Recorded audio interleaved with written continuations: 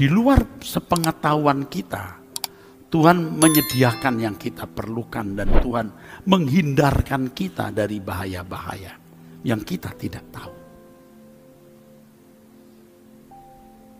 Tuhan memprotek kita di luar sepengetahuan kita. Kalau nanti suatu hari Tuhan menunjukkan kepada kita perjalanan hidup kita selama sepanjang umur, sejak kita lahir sampai kita meninggal, hal-hal yang behind the scene, ya, di balik yang kelihatan itu, kita akan melihat bagaimana Tuhan membuat proteksi di luar sepengetahuan kita. Ada virus-virus, bakteri-bakteri yang mestinya kita bisa terpapar, maksudnya Tuhan menghindarkannya. Tuhan memprotek dengan sangat cerdas, cermat, detail, dan perfect di luar sepengetahuan kita.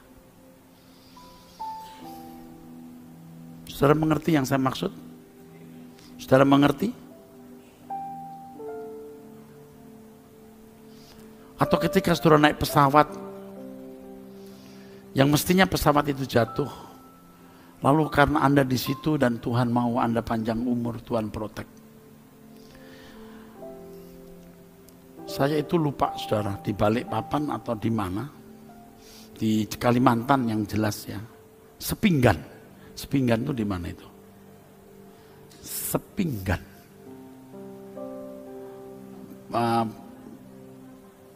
Ya, di Bandara Sepinggan. Nah, jadi pada waktu pesawat mau terbang udah keras, udah di landasan pacu mau terbang, tiba-tiba direm. Semua teriak, gitu, berhenti. Jadi nggak jadi terbang. Padahal itu sudah dalam kecepatan tinggi, jadi semua berteriak saudara. Tapi kan sudah pakai ini seat belt, karena pramugari sudah bilang harus pakai seat belt. Terus pengumuman minta maaf untuk hal yang tidak menyenangkan, ya, tidak menyenangkan. Lalu ada satu penumpang begini, sangat tidak menyenangkan. Nah kebetulan kita akhirnya suruh turun. Waktu turun saya di samping seorang teknisi kapal terbang. Saya tanya, tadi kenapa ya Pak?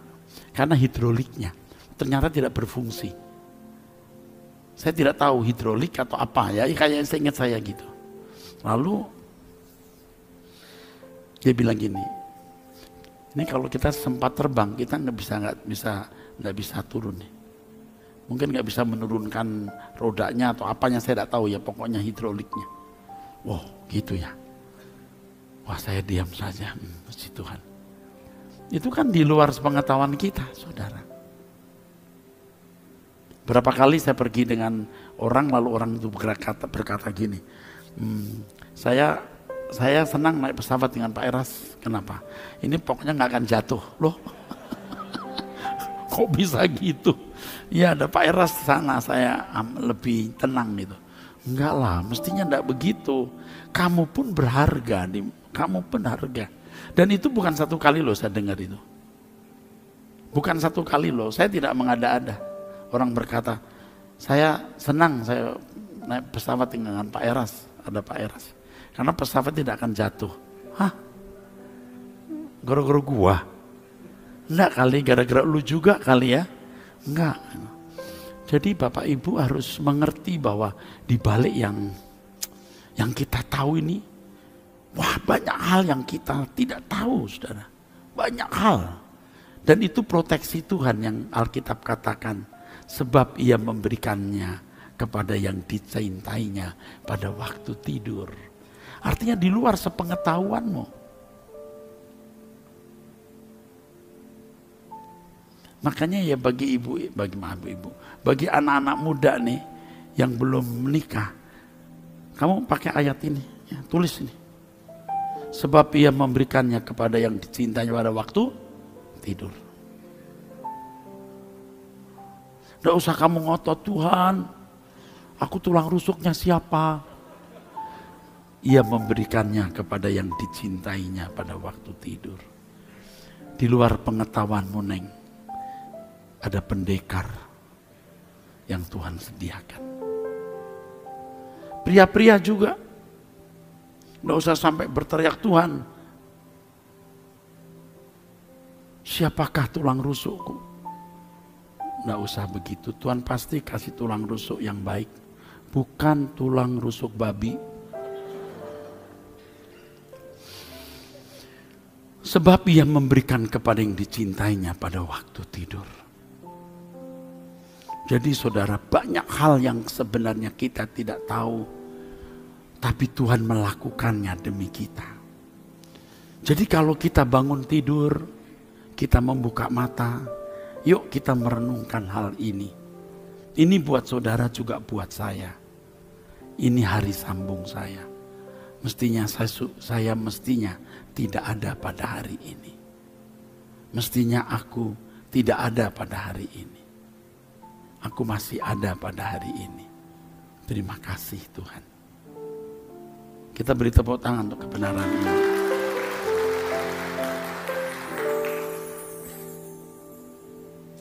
Sebab jikalau Tuhan memperhitungkan kesalahan kita, kita barangkali sudah punah, saudara. Tapi Tuhan dengan panjang sabarnya menerima kita. Walaupun kita tidak setia, Tuhan tetap setia. Ini yang harus benar-benar digoreskan, ditorehkan sedalam-dalamnya di hati kita, di hati saudara dan di hati saya. Digoreskan sedalam-dalamnya bahwa kita ada sebagaimana ada karena pemeliharaan Tuhan. Pemeliharaan Tuhan semata-mata, bukan kebetulan, bukan sesuatu yang spekulatif, untung-untungan, tetapi Tuhan yang mendesain dengan perlindungan yang sempurna, yang presisi, cerdas, detail, sempurna dengan kasih, saudara. Jadi jika kita menyadari hal ini, kita memiliki hari sambung, kita memiliki nyawa sambung, hanya oleh kemurahan Tuhan kita bisa melanjutkan hari hidup kita. Maka kita seharusnya mempersembahkan hidup ini bagi Tuhan. Benar-benar kita mempersembahkan hidup ini bagi Tuhan. Sebab sebenarnya saudara, seperti yang pernah saya kemukakan juga di tempat ini jika saya tidak salah ingat. Tidak ada sesuatu yang gratis. Semua juga ada harga. Ada anugerah tapi juga ada tanggung jawab. Adam dan Hawa diciptakan Tuhan begitu sempurna tentunya. Dan diletakkan Tuhan di Taman Eden. Itu bukan untuk duduk-duduk. Tapi juga harus bekerja. Tuhan memberikan mandat budaya. Di mana Adam dan Hawa harus mengelola taman itu. Tuhan memberi tugas kepada manusia memberi nama binatang. Coba, berapa hari, mungkin juga berapa bulan. Pasti binatang tidak datang sendiri menghadap Adam. Dia harus mengadakan semacam riset. Dia mengadakan penelitian, jenis ini berapa banyak. Belum lagi binatang yang kecil-kecil dengan berbagai variannya. Dia harus memberi nama. Tidak mungkin ini si Anu, itu si Anu. Jelas. dengan mandat memberi nama binatang, manusia sudah belajar untuk mengenali lingkungan. Itu tugas. Belum lagi harus mengelola taman. Ya, harus bekerja. Aboda, bekerja. Dari kata aboda menjadi ibadah. Jadi tidak ada sesuatu yang gratis. Kita dihadirkan di muka bumi ini juga tidak gratis. Manusia tidak bisa berkata, saya tidak minta kok.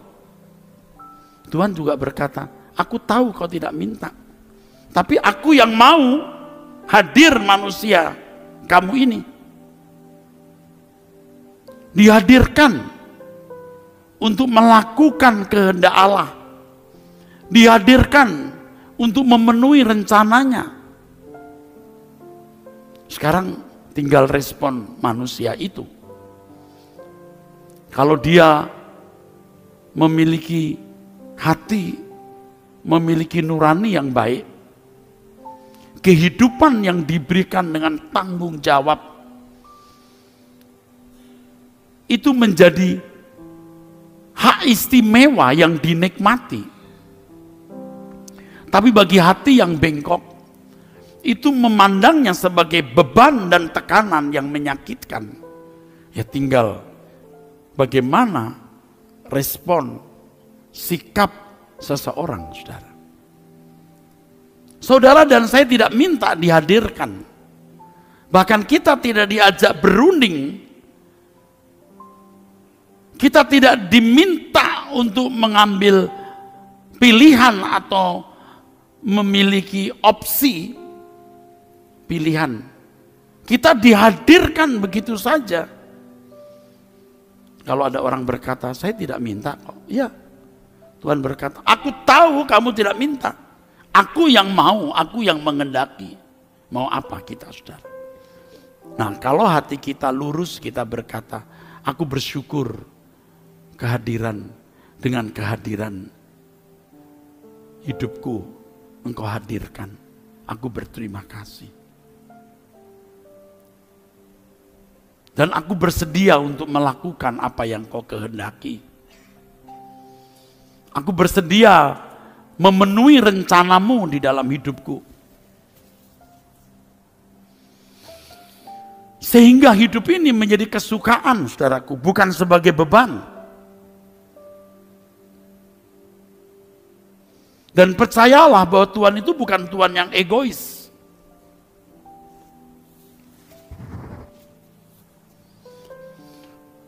Kalau Tuhan memberikan kepada kita hidup dengan tanggung jawab yang harus dipenuhi, bukan sesuatu yang gratis. Melakukan, memenuhi tanggung jawab itu pun mestinya menjadi kesukaan bagi kita. Masalahnya banyak kita yang sudah rusak, saudaraku. Liar, saudara. Pemberontakan Lucifer pada dasarnya adalah ketidaksediaan dalam penguasaan, pengaturan, subordinasi Tuhan. Dasarnya itu. Lucifer tidak mungkin menyamai Allah. Dia tidak mungkin bisa merebut tahta Allah. Maksudnya dia mau membangun tahtanya. Dan diharapkan itu seimbang. Walaupun tentu dia tidak akan bisa menyamai Allah semesta alam yang maha besar. Yang penting dia punya tahta sendiri. Mau kecil juga tahta sendiri. Seperti seorang direktur di satu perusahaan besar. Dia boleh direktur tapi dia dibawahi komisaris. Dia juga bukan owner mungkin. Dia diatur komut, diatur komisaris yang lain. Tapi kalau dia keluar, dia buka perusahaan. Dia menjadi top decision maker. Menyamai owner dari perusahaan lama. Oh, dia boleh besar tapi dia nggak bisa ngatur. Anda mengerti maksud saya? Maksudnya begitu. Lucifer tidak mungkin bisa menyamai Allah. Tapi dia bisa hidup tanpa pengaturan Allah. Beda dengan Tuhan Yesus. Taat. Walaupun dalam keadaan morfe, artinya dalam situasi atau keadaan di mana dia tidak bersalah. Sedikit lagi dia bisa mengingini menyamai Allah. Tetapi Yesus memilih taat, bahkan taat sampai mati. Memang sempat Yesus bergumul, jika boleh cawan ini lalu daripadaku. Artinya kalau boleh aku jangan menderita. Tetapi Yesus mengakhiri dengan kalimat, bukan kehendakku yang jadi Bapa, kehendakmu lah. Ini lawan antitese dari Lucifer, saudara.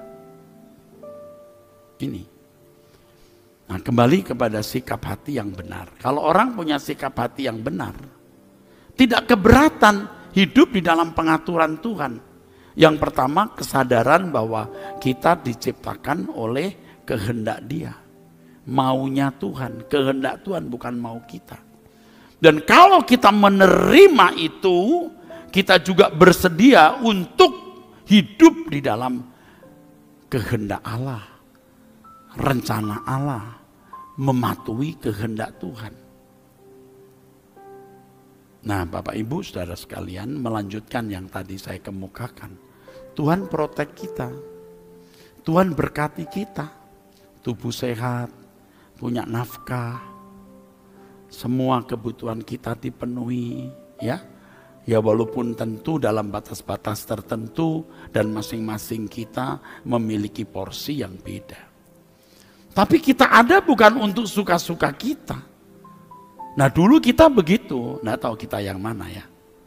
Tapi setelah kita sadar bahwa kita itu punya nyawa sambung, punya hari sambung, Tuhan yang menjadikan kita ada sebagaimana kita ada ini, di luar sepengetahuan kita, Tuhan protek kita luar biasa. Ya, sekarang kita harus hidup di dalam kehendaknya. Itu dalam kondisi sakit, dalam kondisi dipisahkan. Saya tidak disentuh siapa-siapa.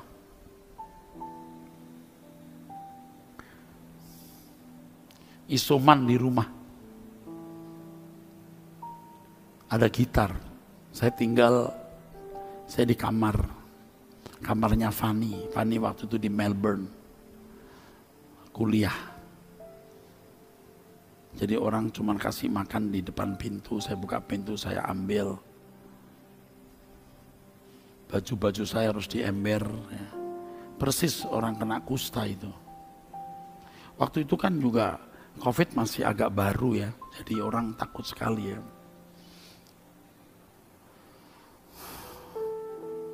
Jadi saya baru menghayati nyawa sambung itu. Sebenarnya saya punya nyawa sambung bukan satu kali ya saudara. Saya pernah beri kesaksian saya tenggelam di Laut Selatan itu ya, ditarik ombak itu. Saya juga bercerita di sini saya kira, ditarik ombak. Saya juga pernah waktu masih aktif di tambang ya, saya ada di satu perusahaan tambang, saya memiliki saham beberapa puluh %. Wah itu luar biasa saudara ya. Ya. Untung itu tambang akhirnya karena harus ada smelter sehingga tambang harus dijual ya. Itu kalau berhasil waduh luar biasa. Duitnya tiap bulan saya luar biasa. Sudah M, bukan ratusan juta, sudah M. Tapi kalau itu sukses saudara, tidak ada Erastus hari ini. Pasti dia gak karuan aja hidupnya. Bener-bener saudara. Lalu saya dibawa, waktu itu saya naik kapal ya. Di daerah Ternate sana, naik ke atas itu. Wah itu diputar ombak itu. Pesawat, kapal bisa diangkat begini nih. Pusaran tuh, wah, gitu. Ini kalau tengkur begitu udah jadi cendol kita. Anda tahu, nggak ada pelampung di sana. Untung saya itu saya bawa pelampung dengan teman satu pengusaha, pemilik perusahaan. Dia sahamnya besar. Karena yang lain nggak bawa pelampung, dia nggak bisa berenang, saya masih bisa. Lalu saya berkata, pelampung saya taruh, saya nggak pakai, karena yang lain tidak pakai. Di situ ada orang-orang di situ yang biasa ke laut lah ya, takut.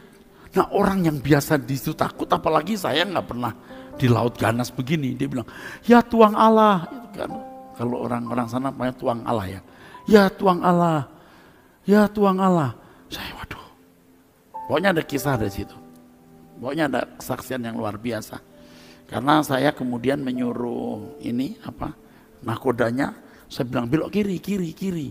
Dia nengok saya gitu, bilangin, tapi nggak nurut dia. Saya pukul dia. Serius saya pukul. Jadi dia bilang kiri. Dia ngeliat begini. Dia pikir siapa kamu? Dia nggak mau, saya pukul dia. Kiri. Dia kiri. Kita baru lepas dari pusaran itu. Kalau saya ditanya, kok Pak Eras tahu? Saya nggak tahu. Saya cuma suruh dia kiri aja. Saya punya naluri gini, suruh kiri gitu saudara. Itu nyawa sambung saya juga. Itu kalau ketika sudah sampai balik lagi, saya kalau mikir gini, gua amit-amit balik lagi. Gua dibayar nggak mau, mendingan gua berantem sama orang Ambon deh. Tapi ini saya betul-betul punya kesaksian. Saya bilang kiri. Dia nggak mau kiri. Saya pukul saudara. Bukan gini, pukul benar. Dia lihat saya, dia seperti Allah lu siapa? Oh saya pukul dia. Terus belok kiri, itu nyawa sambung saya. Laut Selatan, di bawah angin, kapal. Satu lagi yang saya cerita, yang jatuh dari lift itu. Lift jatuh, lihat itu perempuan-perempuan lagi istirahat siang mau makan. Banyakan perempuan. Gitu, teriak semua, wah gitu nih. Jadi kayak paduan suara. Jadi ini, wah, rupanya lift itu ada pengamannya. Jadi wah, bung. Begini bisa gini. Wung. Jadi gitu nih saudara. Serius. Terus berhenti, begitu berhenti lampu mati. Tepat gitu. Aduh itu lucu banget. Gitu. Terus ada suara gini. Gitu masuk. Terus ada suara. Saya kalau cerita gini lucu. Saya akan sering cerita nanti. Saya ingat peristiwa itu. Terus gini saudara. Ada suara. Tenang, kami sedang tanggulangi, ada suara di mikrofon. Anda tahu, saya itu salah gedung. Saya misalnya di gedung sebelah, salah gedung itu. Itu kan mau kebaktian kantor, jam makan. Orang makan, kita kebaktian Kristen. Saya salah gedung sebelah Pak. Kan maka jam makan orang berturun. Dan kantor itu rata-rata perempuan. Perempuan kalau teriak mulut kencangnya, wah, semati gitu, terus nyala, tenang, baru kita pandang-pandangan gini. Tadinya kita cuek aja lihat lift, tuh. Sekarang, jadi mesra gitu, mau mati bareng kali. Nyawa sambung. Aduh. Saya pernah cerita lagi yang dari mana ya, dari Sydney ke Brisbane ya, Brisbane, bukan Melbourne, Brisbane. Itu pesawat itu jatuh saudara, mungkin di Humulus hampir tengah malam loh. Duduk suara, diak suara, celap gitu, terus wus turun gini, wah gitu, wah itu kalau minuman aja bisa tumpah gini, gitu. Teriak, tapi terus naik lagi nih, gitu, wah gitu ya, wah. Saya pas tengah, ini orang bule gitu. Biasanya kalau dikasih permen, kita gini, ambillah situ. Begitu habis peristiwa itu kita gini. Kita jadi ramah saudaraku. Terus mendaratnya itu kasar lagi, duk. gitu, duk gitu, duk. Wah, coba tepuk tangan semua. Saya gini, saya nggak biasa tepuk tangan kan. Kalau pesawat saya nggak bisa. Kalau di luar negeri kadang-kadang sometimes tepuk tangan. Itu tepuk tangannya kenceng banget, saudara. Kayak ada artis mana gitu, kenceng. Karena mau mati nggak jadi. Hi, thank you for the nice landing, sir. Aduh, saya diem aja gini. Aduh, saudaraku. Itu nyawa-nyawa sambung yang saya alami, saudara. Ada lagi pernah saya naik pesawat domestik. Itu mau mendarat pakai acara wus gitu. Saya ketiduran, saya bangun. Sebelah saya bapak-bapak atau pria ngomong gini sama saya, ngeledek. Saya masih ya umur saya belum mungkin 20 tahun yang lalu. Dia begini, takut ya? Kurang ajar loh dia. Dia tidak tahu saya itu pendeta. Dia gini, takut ya? Wah, tahu nggak jawaban saya otomatis? Ya tinggal bagaimana kita memaknai hidup. Wih, kaget loh, kaget kan? Tukang ngomong loh. Oke, kita punya nyawa sambung Bapak Ibu. Hari ini nyawa sambung kita masih ada. Saudara ingat, kita ini ada karena kemurahan Tuhan. Isi hidupmu untuk melakukan kehendak Tuhan. Ini tadi lagu yang mestinya itu juga sekarang pada waktu saya sakit juga. Di hari-hari saya sakit. Depannya begini saudara, memang kalau nggak digampar saya nggak bertobat kali. Itu pertobatan saya terakhir, bukan artinya pertobatan yang kuat banget itu. Maka sejak itu sudah tahu khotbah saya berubah, hidup saya berubah. Ketika kita dipojokkan Tuhan, dipepet itu, waduh saudara, baru dibuka. Makanya sometimes ya kadang-kadang saya ngomong kepada orang di sekitar saya, kita ini seperti bangun tidur ya. Baru sadar, sesadar-sadarnya. Betul saudara, sejak 2021 hidup saya diubah luar biasa. Tidak langsung sempurna, tapi diubah luar biasa. Sementara itu badai-badai yang menerpa saya begitu luar biasa, begitu dahsyat. Kehidupan, Engkau yang memberi kehidupan. Engkau yang mau supaya aku hidup, aku ada. Dan aku hutang kehidupan dan juga hutang kebaikan.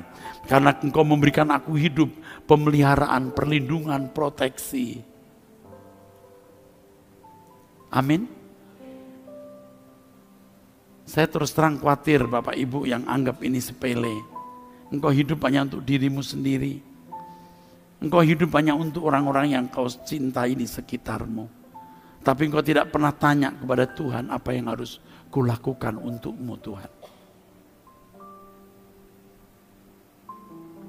Engkau protek, engkau lindungi dirimu, engkau protek, engkau lindungi orang-orang yang kau kasih di sekitarmu. Tapi engkau tidak mengerti kehendak Allah untuk melindungi orang lain yang lemah. Tangan-tangan kecil yang harus kita jaga.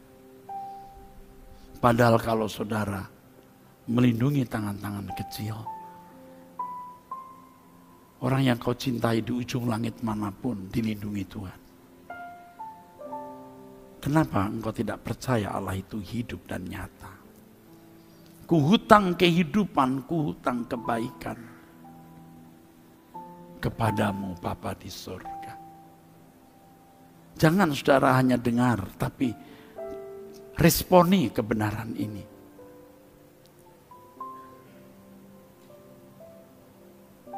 Saya ingat saya memimpin doa di GSKI Kebun Jeruk ya. Doa pagi itu saya menyampaikan kalimat ini. Saya ingat dulu waktu muda. Saya hidup dari belas kasihan orang. Orang sponsori saya sekolah, orang nampung saya di rumahnya. Kadang-kadang kalau tuan rumah atau orang rumah itu membawa anak-anaknya jalan-jalan, saya ikut di mall. Dia belikan baju untuk anak-anaknya, dia juga belikan baju untuk saya. Karena rumah itu dipakai untuk kebaktian dan saya pengerja gereja itu. Tapi saya tahu diri, saya tahu saya ngepel, saya tahu bagaimana saya membersihkan rumah seperti pembantu rumah tangga. Walaupun saya mahasiswa waktu itu. Saya tahu bagaimana saya bangun pagi dan mengantar anaknya ke sekolah dan menjemputnya waktu pulang. Jika saya tidak kuliah ya. Tapi hampir selalu kalau pagi saya bisa mengantar. Dan sekarang anaknya itu jadi hamba Tuhan di luar negeri. Atau sudah balik, saya tidak tahu. Tapi saya tahu diri. Artinya setelah saya kuat, saya berusaha membalas kebaikan orang itu. Saya berusaha membalas anaknya, cucunya. Saya hidup dari belas kasihan orang. Kalau ingat dulu siapa saya, aduh Tuhan, siapa aku ini? Naik kendaraan juga, numpang karena begitu miskinnya. Naik kendaraan motor pertama itu Honda Bebek yang culun itu saudara. Yang kadang-kadang harus didorong dulu baru bunyi, baru jalan. Susah. Tapi hari ini Tuhan memberkati saya. Aduh, kuhutang kehidupan, kuhutang kebaikan. Nyawa sambung saudara. Coba jangan lupa itu. Di balik yang kita tahu, banyak hal yang kita tidak tahu. Itu proteksi Tuhan. Jadi kenapa sekarang saya juga berbelas kasihan kepada banyak orang? Karena saya hidup dari belas kasihan orang juga. Mungkin saudara merasa tidak hidup dari belas kasihan orang, tapi dari orang tuamu. Tapi ngerti enggak, orang tuamu pun juga hidup dari belas kasihan Tuhan dan mungkin belas kasihan orang yang kau tidak tahu. Pasti orang tuamu punya cerita ketika dia datang misalnya dari Bagan Api, dari Bangka, dari Kalimantan, dari Singkawang, lalu pertama di sini ditampung orang, dibantu saudara, diusir rumah saudara, ditampung di tetangga dan seterusnya sampai membuat mereka mampu menyekolahkan Anda. Anda mungkin mendengar cerita ini. Engkau berhutang kepada orang tua, berhutang kepada Tuhan yang mengawal, melindungi orang tuamu. Walaupun mungkin orang tua masih beragama lain. Tetapi Tuhan juga memprotek dia. Jangan Anda pikir Tuhan hanya berurusan dengan orang Kristen. Tuhan juga berurusan dengan orang non-Kristen. Semua itu Tuhan. Bukan setan, saudara. Saudara pun punya hari sambung. Nyawa sambung, apalagi yang pernah sakit, pernah mau mati, pernah stadium akhir kanker misalnya, lalu bisa hidup, pernah kecelakaan, nyaris saudara, tidak ada lagi, masih ada. Wah. Anda tidak perlu minta-minta berkat Tuhan. Tuhan itu menyediakannya. Tentu asal saudara bekerja, tanggung jawab. Apalagi kalau saudara memperhatikan sesama. Apalagi kalau saudara memperhatikan pekerjaan Tuhan. Tuhan tidak akan mempermalukan saudara. Bahkan Tuhan tidak akan mempermalukan anak-anakmu. Tuhan mengawal orang-orang yang kau cintai. Pasti, saudaraku.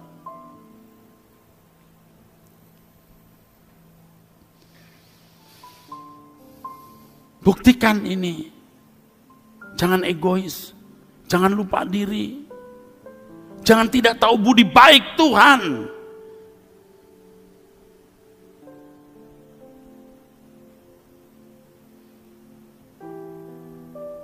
Ingat hari sambung, nyawa sambung. Saya berharap saudara benar-benar mencamkan kebenaran ini dan mengimplementasikan atau menerapkan dalam hidup saudara. Ya. Ini pesan Tuhan untuk saudara hari ini. Bukan mengancam ya. Jangan sampai saudara didisiplin Tuhan. Baru sadar. Dalam stadium tertentu didisiplin Tuhan pun masih tidak sadar. Sampai akhirnya saudara rusak total. Dan nanti di kekekalan Anda tidak bisa menyalahkan Tuhan. Karena Tuhan sudah mengingatkan saudara melalui berbagai pengalaman hidup. Ya, ini pesan Tuhan saudaraku. Amin. Di sini ada banyak sahabat-sahabat saya yang saya kenal lama ya. Anak saya menikah, saya tidak memberikan undangan, minta maaf karena mungkin hanya orang-orang tertentu saja. Tetapi semua jemaat saya undang untuk ikut kebaktian. Ini kebaktian saja Ya, kalau Anda mau memberikan angpau, angpaunya diberikan untuk gereja. Jadi Anda tidak usah harus memberikan angpau ke anak saya untuk gereja. Gereja ada nomor rekeningnya.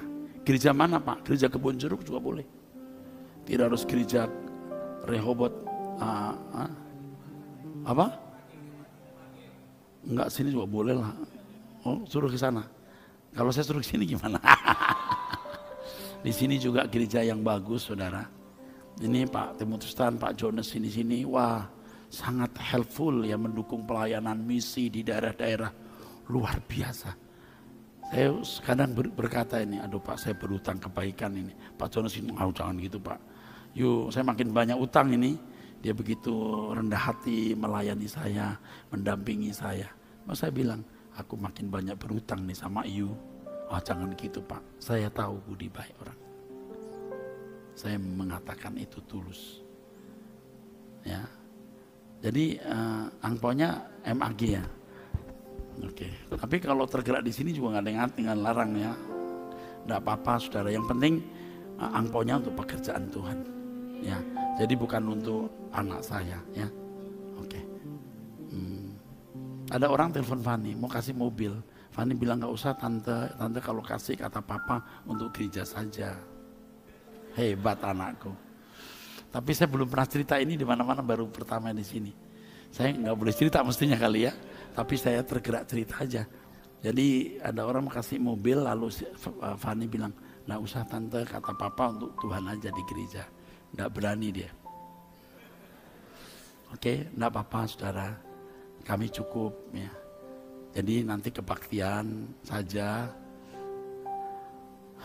Saudara boleh isi buku tamu kalau ada angpau untuk gereja, kalau enggak usah. Jadi saudara datang isi buku tamu, saya juga mau tahu siapa sih yang hadir. Saudara akan mendapat bingkisan buku. Buku judulnya Kekekalan.